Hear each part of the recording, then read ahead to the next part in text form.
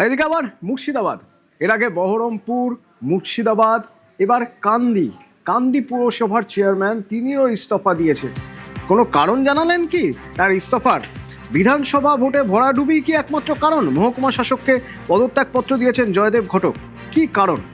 আমার সঙ্গে প্রণব আছে। প্রণব, দেখো, গতকালকেই তোমার বহরমপুর এবং মুর্শিদাবাদের চেয়ারম্যানরা তারা কিন্তু পদত্যাগ করেছিলেন। আজকে কিন্তু আবার কান্দি পুরসভার চেয়ারম্যান জয়দীপ ঘটক সেও কিন্তু তোমার পদত্যাগ করেছে এবং সেখানে কিন্তু পদত্যাগ পত্রে সে জানিয়েছে যে ঠিক মতন ভাবে কাজ করা যাচ্ছিল না। তবে যেভাবে বিজেপি যে বিধানসভা ভোটে সংখ্যাগরিষ্ঠতা পেয়েছে এককভাবে, সেই কারণে কিন্তু তাদের আর তৃণমূলের থেকে যেহেতু তারা জয় করে তোমার এই কান্দি তোমার পুরসভায় জিতেছিল, সেই কারণে কিন্তু তারা মনে করছে যে এই পদে থাকা উচিত নয়। সেই কারণে চেয়ারম্যানের পদ থেকে তারা কিন্তু ইস্তফা দিয়েছে। তবে কাউন্সিলর হিসাবে থাকবেন এবং তিনি জানিয়েছেন যে পরবর্তীকালে যারা আসুক তারা যাতে কান্দির উন্নয়ন যদি স্বাভাবিক থাকে সেটারও কিন্তু দাবি জানিয়েছেন। তবে এই নিয়ে বেশ কিছুদিন ধরেই তোমার জল্পনা চলছিল। তার মধ্যেই কিন্তু আজকে কান্দি পুরসভার চেয়ারম্যান তোমার জয়দীপ ঘটক সে কিন্তু ইস্তফা দিয়েছে। জানে কিন্তু যথেষ্টভাবেই রাজনৈতিকভাবে তোমার আজকে রিজাইন করেছি। মানুষের রায় আমাদের বাইরে গেছে, কাজের মধ্য দিয়ে মানুষকে বোঝাতে আমরা সক্ষম হইনি। তাই নৈতিকতার জায়গা থেকে মনে হয়েছে যে চেয়ার থেকে সরে আসা উচিত। আমরা কাউন্সিলর হিসেবে কেউ রিজাইন করিনি, চেয়ারম্যান হিসেবে রিজাইন করেছি। জলের লাইন দেওয়া হবে এই বলে নাকি মাথা পিছু ৬,০০০ টাকা করে তুলেছিলেন। পঞ্চায়েতের উপপ্রধানকে পঞ্চায়েত অফিস থেকে বার করে বেধড়ক মারধর করা হলো। হাওড়ার ঘটনা, তৃণমূলের উপপ্রধান তাকে পঞ্চায়েত অফিস থেকে বের করে মারধর করা হয়। মাথা পিছু ৬,০০০ টাকা করে নেওয়া হয়েছে জলের লাইন দেওয়ার নাম করে। আজ যখন টাকা চাইতে যায় তখন সেখানে বচসা।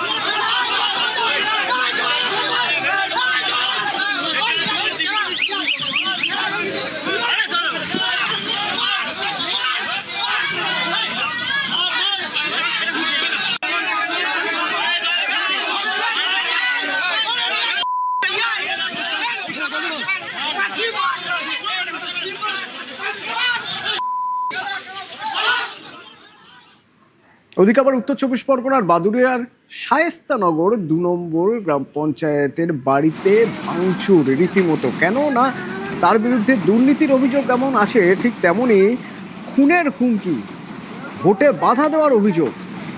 শায়েস্তানগর ২ পঞ্চায়েত প্রধানের বাড়িতে ভাঙচুর চালালো এলাকার মানুষ। দেখুন, শায়েস্তানগর ২ নম্বর পঞ্চায়েতের প্রকাশ সর্দারের বাড়ি চুরি করার জন্য মানে মানুষের দুর্নীতি করেছে, মানুষের সঙ্গে এত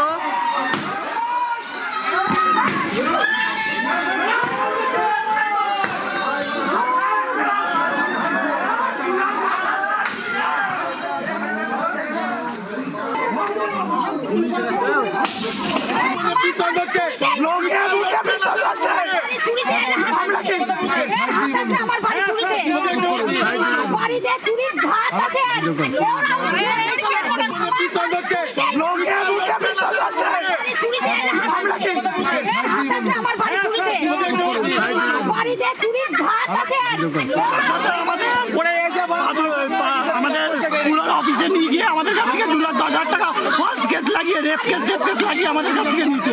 আমরা তাও আন্ডারে ছিলাম, এখন আমাদের ১৮ বছর হয়েছে, আমরা আবার তুলবো। ওদিকে বাঁকুড়ার বড়চড়ার এক পঞ্চায়েত প্রধান ৩ বছর আগেও ছিলেন রং মিস্ত্রি। ৩ বছরে প্রধান হয়ে তার বাড়িটা হয়ে গেছে প্রাসাদের মতো। এক পঞ্চায়েত প্রধান কত টাকা পান? তিনি কিভাবে এরকম একটা বাড়ি বানাতে পারেন? এইবার সেই প্রাসাদে ভাঙচুর শুরু করে দিয়েছে এলাকার মানুষ। তার কারণ তারা বলছেন এই বাড়ি দুর্নীতির টাকার বাড়ি। বলছেন বড়জোড়া শিল্প তালুক থেকে রীতিমতো তোলাবাজি হয়েছে, আর তাতেই রং মিস্ত্রি এরকম উল্কার গতিতে একটা প্রাসাদ বানিয়ে ফেলতে পেরেছে।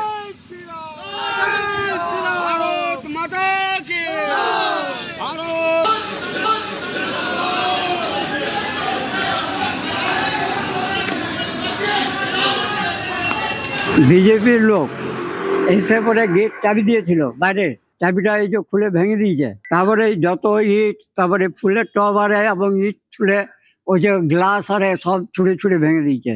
কেন? ওই যে ছেলে তৃণমূল বিপক্ষে পার্টি করে, কি করে জানবো? কারো তো খারাপ করে নেই কখনো কেউ। জনরোষটা কেন হবে না কেন? উনি 2023 সালের জুলাই মাসে পঞ্চায়েতের প্রধান হয়েছেন। আজকে 2 বছর 2.5 বছরের মধ্যে এত বড় প্রাসাদ সম অট্টালিকা, ওনার বেতন কত ছিল? আর অনেকেই দেখা যাচ্ছে যে যে তোলাবাজি করেছে, যা কাটমানি তুলেছে, সেই কাটমানির টাকা ফেরত দিচ্ছে। কেন ফেরত দিচ্ছে? তার কারণ ডিম খাওয়ার ভয়ে। যেভাবে ডিম ছোড়া হচ্ছে, পুলিশ গ্রেপ্তার করার পরেও তাকে বাঁচানো যাচ্ছে না।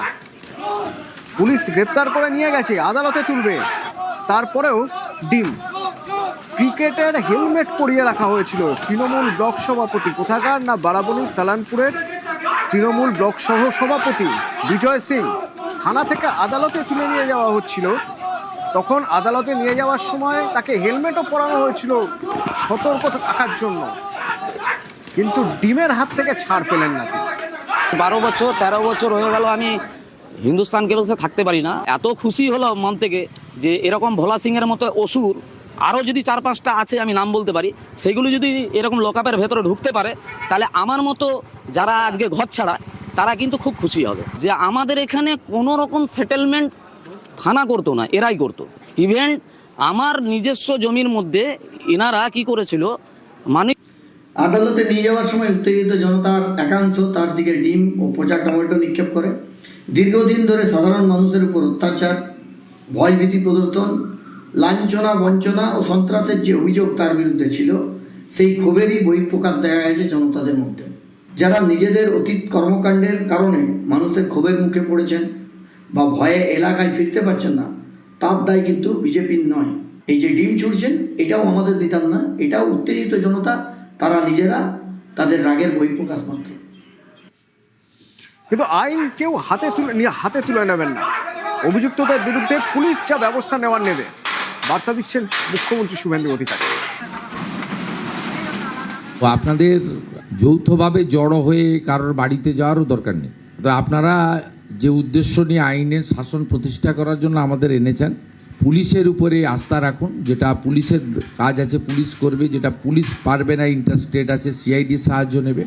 এসটিএফ আমাদের টিম বানানো হয়েছে, তারা আধুনিক প্রযুক্তি ব্যবহার করে অভিযুক্তদের গ্রেপ্তার করবে। যাদের বিরুদ্ধে তথ্য প্রমাণ রয়েছে, সবার ক্ষেত্রে তো আমরা বলবো না, এটা রাজনৈতিক প্রতিহিংসার প্রশ্ন নয়, সরকার এভাবে চলে না।